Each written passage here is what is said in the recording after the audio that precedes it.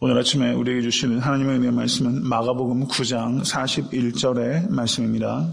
다 같이 합독하도록 하겠습니다. 누구든지 너희를 그리스도에게 속한 자라 하여 물 한 그릇을 주면 내가 진실로 너희에게 이르노니 저와 결단코 상을 잃지 않으리라. 아멘. 믿으십니까?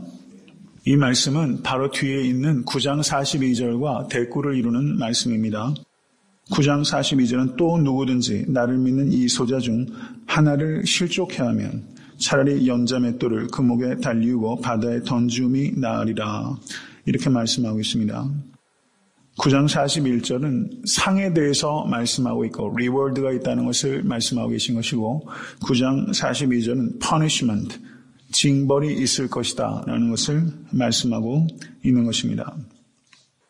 마가복음 9장 41절의 이 가르침은 예수님께서 열왕기 하 4장에 기록되어 있는 수넴 여인의 행위에 대한 칭찬과 연관되어 있는 말씀이라고 볼 수 있을 것 같습니다. 열왕기 하 4장 8절에서 17절까지의 말씀. 네, 감사합니다. 다 같이 한번 읽겠습니다. 하루는 엘리사가 수넴에 이르렀더니 거기 한 귀한 여인이 저를 간권하여 음식을 먹게 한 고로 엘리사가 그곳을 지날 때마다 음식을 먹으러 그리로 들어갔더라. 여인이 그 남편에게 이르되 항상 우리에게로 지나는 이 사람은 하나님의 거룩한 사람인 줄을 내가 아노니 우리가 저를 위하여 작은 방을 담 위에 짓고 침상과 책상과 의자와 촛대를 진설하사이다. 저가 우리에게 이르면 거기 유하리이다 하였더라. 하루는 엘리사가 거기 이르러 그 방에 들어와서 누웠더니 자기 사원 게하시에게 이르되 이 수넴 여인을 불러오라. 곧 부르매 여인이 그 앞에 선지라. 엘리사가 자기 사원에게 이르되 너는 저에게 이르라. 내가 이같이 우리를 위하여 생각이 주밀하도다. 내가 너를 위하여 어떻게 하랴. 왕에게나 군대 장관에게 무슨 구할 것이 있느냐. 여인이 가로되 나는 내 백성 중에 거하나이다 하니라. 엘리사가 가로되 그러면 저를 위하여 무엇을 하여야 할꼬. 게하시가 대답하되 참으로 이 여인은 아들이 없고 그 남편은 늙었나이다. 가로되 다시 부르라. 부르매 여인이 문에 서니라. 엘리사가 가로되 돌이 되면 내가 아들을 안으리라. 여인이 가로되 아니로소이다. 내 주 하나님의 사람이여 당신의 계집종을 속이지 마옵소서 하니라. 여인이 과연 잉태하여 돌이 돌아오매 엘리사의 말한 대로 아들을 낳았더라. 아멘. 마가복음 9장 41절의 주님의 이 말씀은 열왕기 하 4장에 있는 이 수넴 여인을 염두에 두고 하신 말씀으로 보여집니다.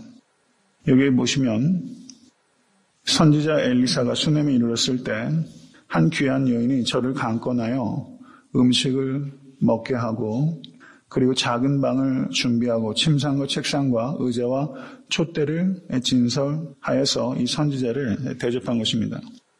이 여인은 물질만 부유했을 뿐만 아니라 마음 씀씀이도 넉넉한 여인이었어요. 그런데 여기에서 내가 이같이 우리를 위하여 생각이 주밀하도다. 생각이 주밀하도다. 이런 말 잘 안 쓰지 않습니까? 예, 생각이 주밀하도다. 이것은 이런 뜻입니다. 개역개정 성경은 개역개정 가지고 계신 분들 많이 계시죠? 내가 이같이 우리를 위하여 세심한 배려를 하는도다. 이렇게 말했어요. 세심한 배려를 하는도다. 작은 방을 준비하고 침상과 책상과 의자와 촛대를 진설하사이다. 그렇잖아요. 침상과 책상과 의자와 촛대까지 준비할 정도로 이 수넴 여인의 마음 씀씀이가 매우 세심했다. 이렇게 말할 수 있습니다. 그래서 이 엘리사가 이 여인에게 내가 너를 위하여 어떻게 하랴 라고 말하지만 이 여인은 나는 내 백성 중에 거하나이다 라고 말하면서 자기는 아무것도 바라는 것이 없고 현 상태로 만족합니다 라고 이 여인이 대답한 것입니다.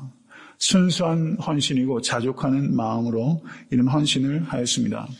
그런데 엘리사가 지속적으로 생각하기를 저를 위하여 무엇을 할꼬 라고 말하면서 아름다운 선순환이 일어나고 있는 그런 것을 우리가 볼 수 있습니다. 그래서 이 여인에게 아들이 없고 남편이 늙었다는 이 상황을 알게 되고 그래서 이 여인이 아들을 갖게 되는 내용이 기록되어 있는 것입니다. 저는 특별히 오늘 말씀에서 누구든지 저희를 그리스도에게 속한 자라 하여 물 한 그릇을 주면 여기에 세심한 배려가 이 물 한 그릇에 담겨 있다는 것입니다. 우리 주님께서는 크기를 보시는 분이 아니라 물 한 그릇에 담겨 있는 세심한 배려를 보시는 분이라는 것을 기억하실 수 있게 간절히 바랍니다. 사람을 감동시키는 것은 꼭 큰 배려가 큰 감동을 일으키는 것은 아니라는 것을 우리가 기억해야 돼요. 오히려 큰 배려를 받으면 사실은 부담스러울 때가 많이 있는 거예요. 그렇죠? 과도한 친절을 받으면 사실상 마음의 짐이 됩니다. 이것도 언제 갚아야 되나? 그런 생각 들잖아요. 그렇죠? 어떤 의미에서는 이 소소한 배려가 훨씬 마음이 거기에 담겨 있을 때가 참 많아요. 받는 입장에서 크게 부담스럽지 않게 받을 수 있도록 이렇게 배려하는 이 물 한 그릇, 냉수 한 그릇, 이 주는 이 마음 귀한 마음이죠. 우리 주님께서 물 한 그릇을 이렇게 보신다는 게 얼마나 감사하고 행복한지 모르겠어요. 여러분, 이런 주님을 더욱더 사랑하시는 여러분과 제가 될 수 있게 되기를 간절히 바랍니다. 물 한 그릇을 주기 위해서는 그 사람이 목마르다는 것을 볼 수 있어야만 물 한 그릇을 가져다 줄 수 있죠. 그 사람의 입장에서 생각을 할 수 있어야만 물 한 그릇을 가져다 줄 수 있는 것입니다. 목마르다는 것을 분별하고 있는 것이죠. 우리가 좋은 관계를 맺기 위해서는 이 배려가 필요하다는 것을 우리 모두 깊이 생각할 수 있기를 간절히 바랍니다. 배려한다는 것을 쉽게 말하면 상대방의 신을 신어보는 것을 배려라고 할 수 있어요. 상대방의 마음을 생각해보고 상대방의 언어를 생각해보고 또 상대방의 필요를 생각해보는 것이 배려라고 할 수 있습니다. 우리가 다른 사람의 마음을 얻기 위해서는 배려할 때 마음을 얻게 되는 것입니다. 또 하나 중요한 것이 있습니다. 우리가 다른 사람이 나를 배려해 주는 것을 우리가 깨달을 수 있어야 되는데 다른 사람이 나를 배려해 주는 것은 깨닫지 못하고 내가 다른 사람에게 배려해 준 것만 생각하는 사람들이 있어요. 다른 사람이 배려해 주는 것을 감사할 수 있는 여러분과 제가 될 수 있게 간절히 바랍니다. 내가 다른 사람을 배려할 줄 모르면 다른 사람이 나를 배려하는 것을 분별하지 못할 때가 많이 있어요. 내가 다른 사람들을 배려할 줄 알면 다른 사람이 나를 위하여 마음 쓰는 것을 깨달을 수 있게 되는 것입니다. 다른 사람의 말을 귀담아 들을 수 있는 경청의 귀를 가지실 수 있는 여러분과 제가 될 수 있게 간절히 바랍니다. 경청한다는 것은 단지 그 사람의 말만 듣는 것을 의미하는 것이 아니고 그 사람의 마음을 읽는 것을 경청하는 것이라고 할 수 있습니다. 경청을 할 수 있을 때 그 사람을 위해서 물 한 그릇을 배려할 수 있는 그런 섬김을 할 수 있게 되는 것입니다. 배려라는 책이 있어요. 저희 교회 그 도서관에도 있는데 배려라는 책을 보면 거기에 이 배려를 이렇게 표현하는 부분이 있습니다. 배려는 만기가 지나지 않은 저축과 같은 것이다. 만기가 지나지 않은 저축과 같은 것이다. 한 푼, 두 푼 모으다 보면 언젠가는 큰 뭉치가 돼서 돌아온다. 이렇게 그 글에 이렇게 쓰여 있습니다. 배려는 세상 사람들도 성공의 조건, 행복의 조건은 배려다라고 말할 정도예요. 우리 그리스도인들이 얼마나 민감하게 다른 사람을 배려해야 되겠습니까? 그 책에 이렇게 배려를 5가지로 정의하고 있습니다. 배려는 상대가 원하는 것을 주는 것이다. 배려는 받기 전에 먼저 주는 것이다. 배려는 날마다 노력해야 하는 것이다. 배려는 자연스럽고 즐거운 것이다. 배려는 사소하지만 위대한 것이다. 라는 이야기가 있어요. 깊이 생각해 보실 수 있게 되길 바랍니다. 여러분, 훌리오 이글레시아스라는 그 스페인의 가수 다들 아세요? 아마 한때 한국에서 굉장히 유명했던 것 같아요. 저도 굉장히 이분 그 노래를 많이 들었어요. 저희 어머니가 이 사람을 그렇게 좋아하셨어요. 그런데 이 훌리오 이글레시아스가 어떤 그 배경이 있는가, 제가 예전에 어떤 글을 통해서 그 히스토리를 알게 됐는데요. 이 훌리오 이글레시아스가 원래는 그 스페인의 마드리드에서 장래가 매우 촉망되는 축구 선수였다고 합니다. 그런데 교통사고를 당해서 더 이상 운동을 할 수 없게 됐어요.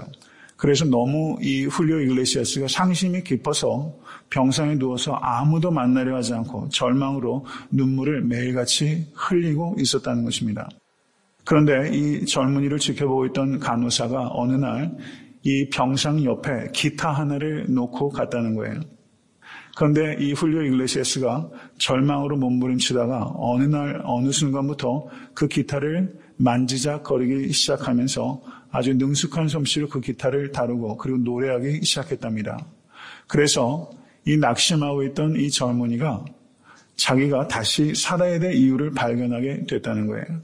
그것이 이 간호사가 가져다준 이 작은 기타 하나를 통해서 이 훌리오 이글레시아스의 삶이 축구 선수에서 노래하는 가수로 전환하게 되었다는 것입니다. 그리고 새로운 삶을 살게 되었고 아시다시피 전 세계에서 아주 유명한 가수가 되었다는 것이죠. 저는 이 간호사가 이 젊은이의 낙심하고 있는 심장 옆에 갖다 준 그 기타와 같은 일을 우리의 삶 속에서 우리가 세심하게 배려한다면 한 사람의 인생을 그렇게 세울 수도 있다는 것을 우리가 깊이 생각하실 수 있기를 간절히 바랍니다. 오늘 하루 살아가시면서 만나는 사람 곁에 내가 기타 하나를 가져다 줄 사람이 없는가 한번 생각하실 수 있게 되길 바라요. 내가 기타 하나를 갖다 주고 물 한 그릇 대답하면 그 사람도 행복하지만 그렇게 마음 쓰는 우리는 사실상 더 행복해질 줄로 믿습니다. 여러분 성도들에게 먼저 배려하는 것을 연습하실 수 있기를 간절히 바라고 교회 밖에 있는 이웃들에게 따뜻한 배려를 나누어 줌으로 인해서 세상이 좀 더 행복해지는데 우리가 쓰임받을 수 있게 되기를 간절히 바랍니다.